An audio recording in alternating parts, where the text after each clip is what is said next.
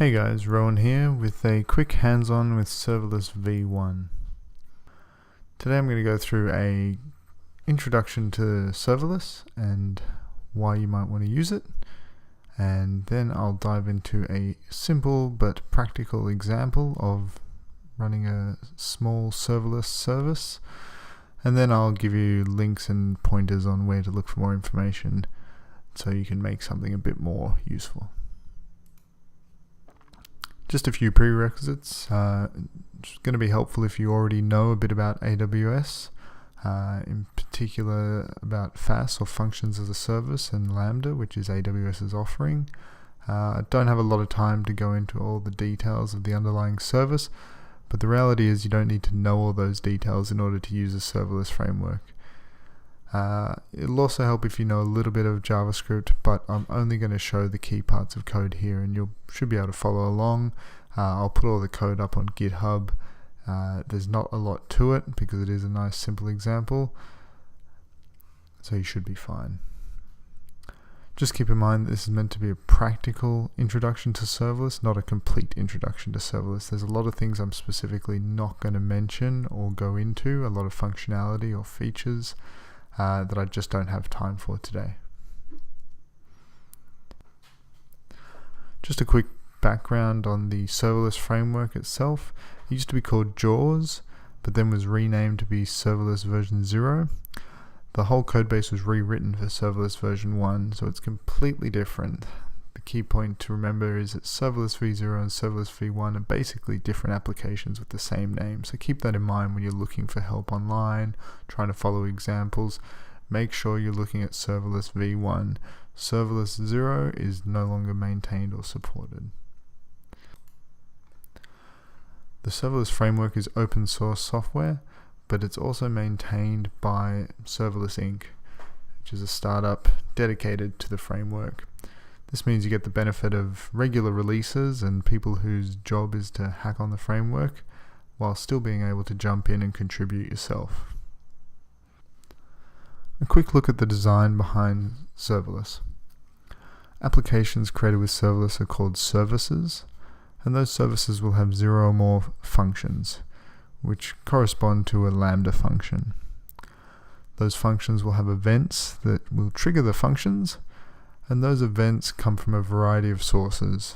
At the moment, they're all AWS sources, but there'll be other platforms available in the future. Some examples of those events that you might use to trigger your functions would be HTTP requests coming via API gateway. Put events, it could be putting objects into S3 or documents into DynamoDB. Messages coming via SNS, or schedules from CloudWatch events, which is what we're going to use today. There are other services and sources for events, and there's more being added as AWS releases new sources.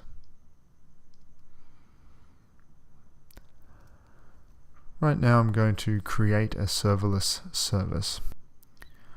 You can get help on any of the serverless commands by adding the --help argument to the end of your command. In this case I can see the arguments that I want to include, and I'm going to create a service based on the Node.js template. I'm going to give it a name of Terminator, and you can see from the response there that I've created my boilerplate. If I have a look at the boilerplate, there's an event.json file, a handler.js file, and a serverless.yaml file. The event.json is not that useful, it's just dummy data, so I'm going to get rid of that now. The handler.js and the serverless.yaml file are what we're really interested in, and they form the core components of a serverless service. The handler.js file includes your function code, and it doesn't really matter what this file is called, that's just what you get given by default. It's easily changed later on in your function definition. Serverless.yaml is the real interesting file.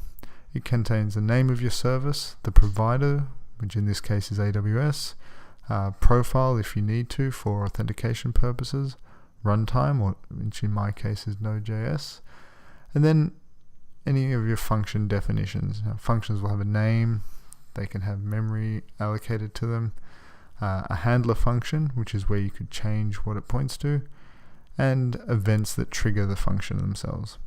You can also define other AWS resources in your serverless YAML. So this is really useful for if you have, say, things like DynamoDB tables or S3 buckets that you need your functions to access as part of their operation.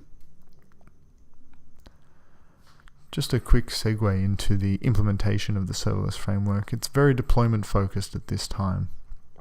All the resources that you'll create are backed by CloudFormation, which is a really good thing. At the moment, it doesn't have a lot of opinions on how you lay out your application. You have to make those decisions yourself, but they do have more planned in the near future. And at the moment, as I said, it's just for AWS, but they're actively working on support for Azure and Google Cloud Functions as we speak. Now on to our example. The scenario I had the other day was a development account, a kind of sandbox where developers could create instances and do their testing. Now that was great because it gave them the flexibility to do what they needed to do, but it ended up in a lot of orphaned instances that were just ticking over and costing money. So in this example, we're going to encourage people to follow the rules by making sure that they tag their instances appropriately. In this case, it'll just be a name tag because that's what shows up in the console, but you could easily make this a billing code or an owner ID or something else like that. Here's my handler function that goes into my handler.js file. You can see it's just a normal Lambda function in that it takes an event, a context, and a callback. What I've been doing recently with my Lambda handler functions is managing them through a promise chain. So you can see here I'm resolving a promise with the event object. Now in our case, the event object doesn't have anything interesting, so you can pretty much forget about that. Then I'm describing all the running instances in the account. I'm going to filter those instances for just those that are invalid, that is, those that don't have a name tag. I'll get the instance IDs, and then I'll report on it so I can note what the function has done at a later stage. And then I'll terminate those instances, and finally I'll catch any errors that might happen along the way. Here's a look at the code that's doing the filtering. It's pretty basic. You can see I'm filtering invalid instances only on those ones that have no name tag, and a name tag, the instance has no name tag function is simply checking the tags of that instance. Now for a look into the serverless YAML file. Here you can see the top part of my serverless YAML, which has the definitions for the whole service, things like the name, the provider, the runtime. I've also added an optional section called IAM role statements because I need my functions to have some special privileges so that they can describe the EC2 instances and then terminate them. In the bottom part of my serverless YAML, you can see my actual function definition. Here you can see my terminator function being defined, and the handler is the function that I exported from my handler.js. Memory size is an optional parameter. In Lambda, you get charged based on the amount of memory allocated to your functions and how long they run for. So this is a way you can control your costs. And finally, we have the events that will trigger this function. Here I'm just saying to trigger it every 5 minutes on a schedule. So back in my service directory here, I'll first of all change my serverless.yaml file just to deploy the function without an event at the moment. I'll come back later on and redeploy it with the event enabled. I'm going to run the serverless deploy command, and if I add the verbose flag, I get to see the CloudFormation output in my console. The first time you deploy a service, it'll deploy a few extra resources like S3 buckets and things like that that are useful to know about, but you don't actually need to worry about. It'll then upload my code to S3 so that it can be referred to by the Lambda function.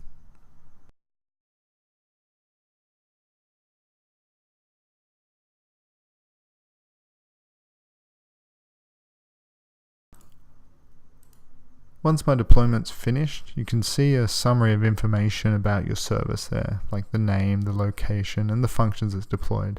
You'll also see the output of any output variables from the CloudFormation that was used to create it. If you ever want to see the information again, you can just type in the SLS info command, and that'll be particularly useful when you have things like a HTTP endpoint to trigger your function, because it'll give you the URL that you need to use. Now we can go into the console and see that I've got my CloudFormation stack deployed, and it's been deployed successfully. Here are some of the resources that it's created, and I can see any of those output values just like I saw in the terminal. Now, because I commented out the event source, the only way to trigger my function is manually. And to do that, you use the SLS invoke command. Here I can see I've got a couple of test instances running, and they're both valid because they both have name tags. So now I'm going to run my function by calling it by name, and I'm going to tell Serverless to show me the logs in the terminal here, which is optional. You can see here that it's found 2 instances, and they're both valid, so there's no instances to terminate. Now what I'll do is I'll go back into my instances in the console, and I'll make one of them invalid by getting rid of the name tag. Again, this is a very simple example. You could quite easily make it more complicated and useful by just adding another check. Now when I invoke the function again, I'm going to see that one of the instances was invalid and the ID, and if I go back into the console and force it to refresh, I'll see that that instance is now being cleaned up because someone wasn't following the rules. Now that I've tested my function is working, I'm going to go back into my serverless YAML and comment in the event source. Now when I do a deployment, I'm going to see additional resources being created. This takes a little while depending on the kind of resource you're creating and how AWS is feeling on the day. So now if I go into the CloudWatch console, I can see my event has been created.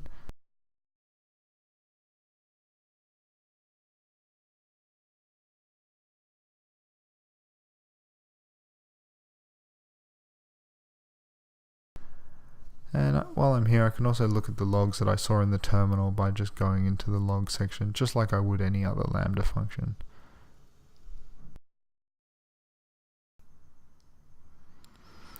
And there you have it. Now I have a serverless cron that will make sure that people are following the rules when it comes to naming their instances.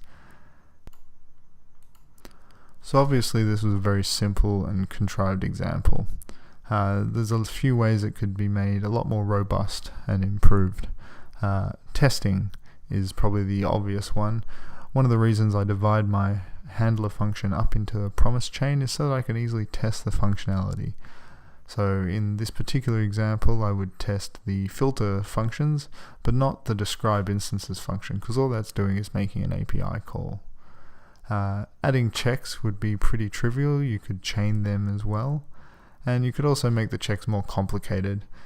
If you look at the code up on GitHub, which I'll put a link to at the end of the slides, you can see that there's not a lot of code going on in this example.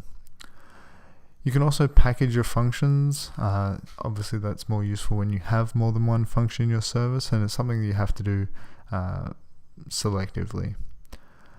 Another way this particular service could be improved would be by making it event-based rather than on a 5-minute schedule.